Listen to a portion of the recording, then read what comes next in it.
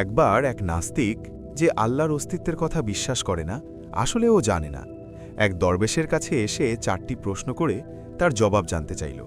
প্রশ্ন 4টি হল: 1, বলা হয় যে আল্লাহ সব জায়গায় আছেন, যদি থেকেই থাকেন তবে আমরা তাকে দেখতে পাই না কেন? 2, না দেখেই আল্লাহকে বিশ্বাস করার কথা বলা হয় কেন? 3, ইবলিস তথা গোটা জিন জাতি আগুনের তৈরি, ওরা দোজখের আগুনে কিভাবে পুড়বে, অর্থাৎ আগুনকে আগুন দিয়ে কিভাবে পোড়ান যাবে? 4, বলা হয় যে আল্লাহর ইচ্ছা ছাড়া কিছুই হয় না, তাই যদি হয় তাহলে মানুষ তার কৃতকর্মের জন্য শাস্তি পাবে কেন?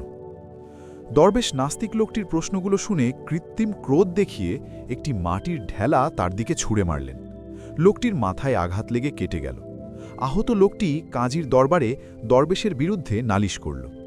কাজী ঘটনার বিস্তারিত বিবরণ শুনে দরবেশকে লোকটির মাথায় এভাবে আঘাত